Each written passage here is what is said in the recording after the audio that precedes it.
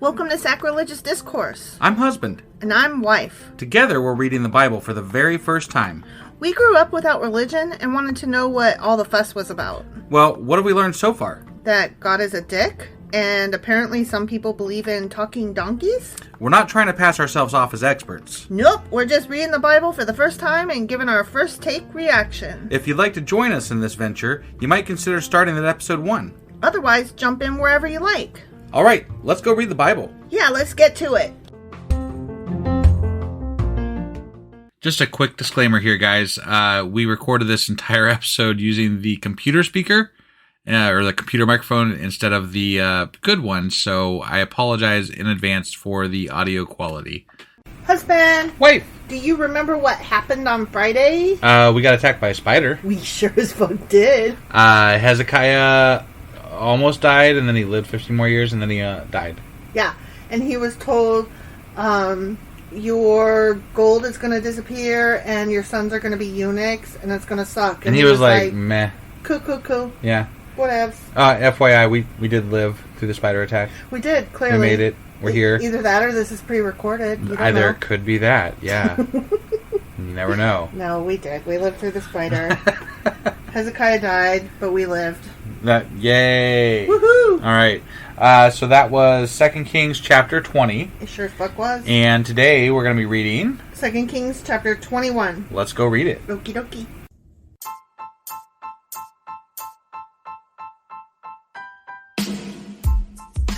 Hey, wife. Yes, husband.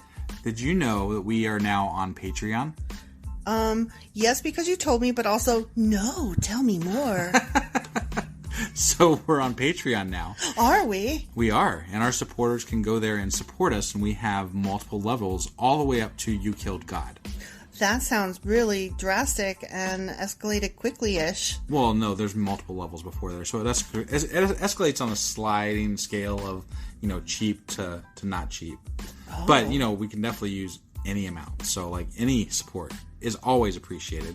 So, what exactly is Patreon? It's a place where you can show your support for our podcast. And just our podcast? Any podcast or any performer. But, we're the ones that, you're listening to right now. So maybe you should, support us. That'd be awesome. That would be awesome. But we love you anyway. So all you got to do is go to Patreon, look up Sacrilegious Discourse. It's actually patreon.com/sacrilegious discourse is our actual main page there. So head on over and send us some love. Yeah. Okay, 2 Kings chapter 21. Okay. Manasseh was 12 years old when he became king. And he reigned... Wait, I thought Manasseh was a town or something. No, it's a kiddo. Oh, Kidlet. Okay. All right, yeah. Kidling. I'm pretty sure it was a town, though, too. Well, Manasseh might be a town, but Manasseh was also one of the Joseph tribes. Oh, that's right. That's right. Yeah. It was Joseph. That might be what I'm thinking of. Wait, it was Manasseh, and what was the other kid's name? I don't know. I think it started with an E. I don't remember. Whatever. Who cares? Ephraim was no, was it? Yeah, no, Ephraim. Esau. I don't know. I don't remember. I mean, those are both things. People, stuff, whatever. Dresser. Yeah, let's go. Okay. Yeah. So he reigned in Jerusalem 55 years. 55 years. That's a long fucking time. I think that's got the record right now. Mm-hmm. His mother was Hephzibah. Okay. He did what was evil in the Lord's sight. Wait. And the Lord gave 0 fucks because he let him rule he lived for 55 years, and it was... Oh, okay. Yeah. All right. Following the detestable practices of the pagan nations that the Lord had driven from the land ahead of the Israelites. I thought that he had swept away the Israelites, and Judah was all that was left. This is back before that happened. Remember? We're going back and forth. But he... Okay. Back and forth and forth and back. Whatever. And forth but and 55 years, though. Mm-hmm. Okay. Right? Yeah. He rebuilt the pagan shrines that his father Hezekiah had destroyed. Oh, so never mind. Yeah. Yeah. They got no, swept his father away, was Hezekiah. And then nothing, never mind. I'm just going to undo everything that you just did. I'm unsweepled. Right.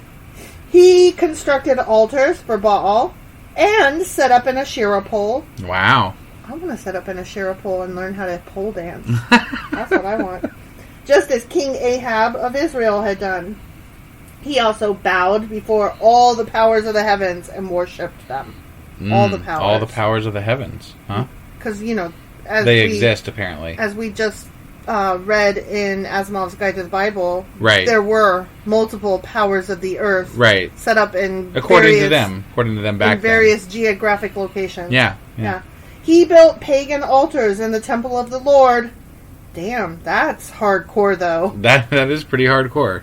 The place where the Lord had said, "My name will remain in Jerusalem forever." And God just let this stand, huh? Of course he did. Like, this is God's temple. Yeah. And, like, God apparently sits on that throne, and God just like, whatevs. He's just watching it going, these goddamn kings. You just can't stop. Fucking Moses hits a goddamn rock wrong, and he gets, banished from heaven for the rest of eternity. Like, he doesn't get to go into Canaan. Yeah, right. He built these altars for all the powers of the heavens in both courtyards of the Lord's temple. Wow. That takes some balls. That is some brazen shit. You say that, but, like, they keep doing this crap, and I'm like, is it ballsy, or is it just, like, normal run-of-the-mill shit going on? And sometimes there's a king that cares about just the one god, and then other times they're like, no, it's all the gods. It's all the gods. Right? Yeah. Like, I think the only reason that this seems ballsy is because we're reading the fucking Bible, which is written by people who believe only in God. That's true. And we've discussed this before, so I take it back. Well, I'm just saying. Manasseh, you don't have balls. I take your balls back. Manasseh also sacrificed his own son. Oh, shit. God, I hate when they do that. They do it all the time, huh? I know. He practiced sorcery and divination, and he consulted with mediums and psychics. Wow. Dang. He has sorcery, huh? He did all kinds of... What kind of sorcery could he do? Could he make a fireball? He did card tricks. I want to learn how to do a fireball. Or, like, an ice rain type thing. Like, either one would be cool. Make it rain. He did much that was evil in the Lord's sight, arousing his anger. But not enough to keep him out of power. Nope. He was in power for 55 fucking years. Of course he was. Manasseh even made a carved image of Asherah and set it up in the temple, the very place where the Lord had told David and his son Solomon, "My name will be honored forever in this temple and in Jerusalem, the city I have chosen from among all the tribes of Israel. If the Israelites will be careful to obey my commands, all the laws my servant Moses gave them," the guy that I didn't let come in Canaan. Right, yeah. "I will not send them into exile from this land that I gave their ancestors." Well... But the people refused to listen, and Manasseh led them to do even more evil than the pagan nations that the Lord had destroyed when the people of Israel entered the land. He was like the evilest of all evils. But yet, all we hear about was that guy Nehemiah or something? No. What was the bad guy that we always... Jeroboam. Oh, yeah. The worst of the worst. Right, he was the worst of the worst, right. Except that Manasseh was the worst of the worst. Yeah, Manasseh's pretty fucking bad. Yeah. Then the Lord said through his servants, the prophets, "You know what? King Manasseh of Judah has done many detestable things. Okay. He is even more wicked than the Amorites who lived in this land before Israel. He has caused the people of Judah to sin with his idols. So this is what the Lord, the God of Israel, says. I will bring such disaster on Jerusalem and Judah that the ears of those who hear about it will tingle with horror." Oh, wow. Are your ears tingling, my love? Let me check. No, they're not. Nor mine. No. "I will judge Jerusalem by the same standard I used for Samaria and the same measure I used for the family of Ahab." Okay. "I will wipe away the people of Jerusalem as one wipes a dish and turns it upside down." Or wipes your ass and flushes it down the toilet. I mean, I don't know. Do you wipe a dish and turn it upside down? Like, what does that mean exactly? I mean, you can turn it upside down to, like, let the water drip off the plate, I guess. And, like... I don't know, because I use a dishwasher. Because I am a spoiled American. Right. And I don't like washing dishes by hand. Yeah. Well, okay, to be fair, it, like, splits my skin. Because I have shitty skin. Yeah. So, not my fault. Sure. I have to have a dishwasher. You have to. I have to. Absolutely. Okay, listen to me. This house didn't come with a dishwasher, and so you finally bought me a dishwasher a couple of years ago. Yeah. And I am still, like, almost, I don't know, like, every 3 to 5 weeks, I'm like, you know what? I still love this dishwasher. Right. You have to admit, I still get real excited about my fucking dishwasher. You definitely do. Okay, so it's not like I ask for giant things and then don't continue to have gratitude. Right. I have been on those streets. Okay, on dishwasher streets. Yeah, where the dishwashers have no name. Yes. Okay, so God continues, then I will reject even the remnant of my own people who are left, and I will hand them over as plunder for their enemies. Whoa. Because I'm a dick. Yeah, because exactly. For they have done great evil in my sight, and have angered me ever since their ancestors came out of Egypt. But hold on, this guy ruled, though, for 55 years, though. Those motherfuckers. Ever since they came out of Egypt. I cannot get these guys to do what I want them to fucking do. It's almost like I'm not powerful. He's like an introvert. I hate people. Fucking horrible, man. You know what? I've been upset with people since they came out of Egypt, too, my guy. No, I agree. I'm with you, man. That's why I stay in my house with my dishwasher. Right. You ain't gotta go killing people, though. Manasseh had also murdered many innocent people until Jerusalem was filled from one end to the other with innocent blood. Filled with innocent. Yeah. Okay. Hey, he just filled the streets. He just blood here and a blood. Blood there. God's not much more innocent compared. Based on what he's telling us. No, I know. I'm just saying. No, I'm like, who are you to judge? Literally. Right? Yeah. This was in addition to the sin that he caused the people of Judah to commit, leading them to do evil in the Lord's sight. Okay. Sorry. Yeah. Hiccup. Yeah. The rest of the events in Manasseh's reign and everything he did, including the sins he committed, are recorded in that fucking book. That fucking book. Yeah. Yep. When Manasseh died, he was buried in the palace garden, the Garden of Uzzah. Oh, okay. Then his son Amon became the next king. Okay. Now we're going to read about Amon. Oh, all right. He's 22 when he became king, and he reigned in Jerusalem 2 whole years. What? 2 whole fucking years. Yeah. His mother was Meshulameth. Okay. Meshulameth, the daughter of Haruz from Jotbah. Okay. He did what was evil in the Lord's sight, man. just as his father Manasseh had done. 2 for 2. God's letting another evil person come in. Right? He followed the example of his father, worshipping the same idols his father had worshipped. He abandoned the Lord, the God of his ancestors. Did he, though? His dad ruled for 55 years. I don't think so he kind of grew up with, the whole thing. God. How do you abandon something that you never really had in the first place? That doesn't track. I wasn't exactly taught about this guy, right? Doesn't sound like it. No, God, the fucking, what's his face? What was the guy? Manasseh? Yeah, Manasseh. He replaced idols even in the God's temple. So, how the fuck is he supposed to know any better? Right. Yeah. He refused to follow the Lord's ways. I don't think he refused. I don't think he ever didn't fucking knew him in the first place. Right, yeah. Not that I'm trying to excuse this guy, because he probably was a rapey, murdery son of a bitch, too. I'm sure. Then, Amon's own officials conspired against him and assassinated him in his palace. What the fuck? Sounds like he wasn't popular.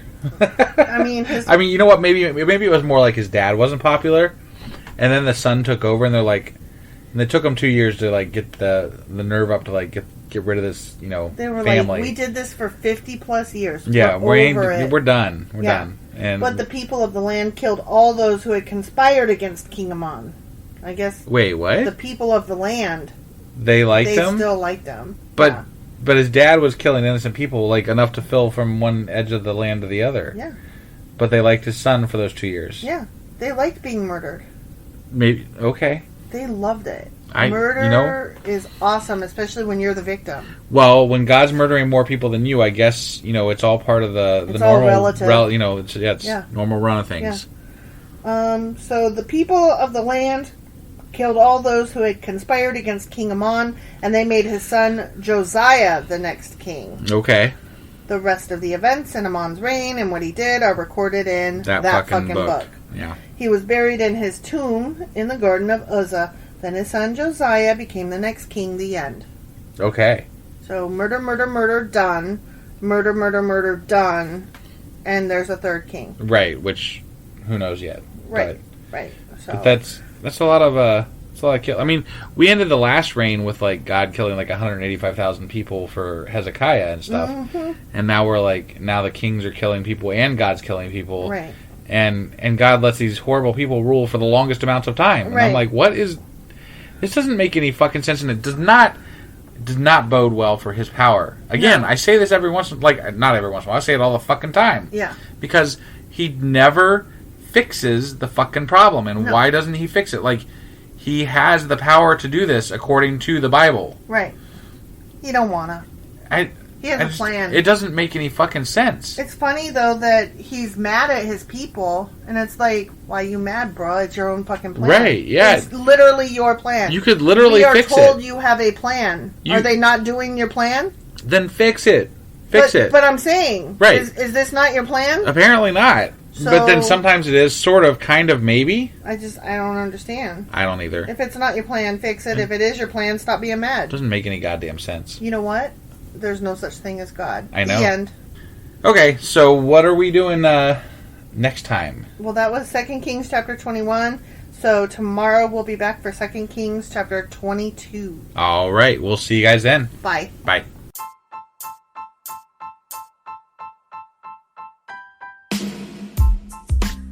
Hey, wife, I guess that's the end? But husband, that's just sad. It doesn't have to be. We are on lots of social media platforms like Twitter. Our handle there is sacrilegious_D. For D's nuts. Oh my god. Stop doing that. Anyway, we're also on Facebook, Instagram, and Pinterest. There's a link to all of our social media sites at our website.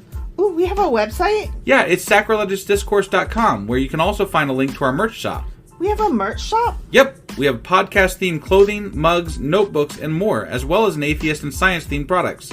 Wow, our fans should really go check that out right now. Definitely. They can get in touch with us by sending an email to sacrilegiousdiscourse@gmail.com. But before they do that, we could really use some help. Oh yeah? With what?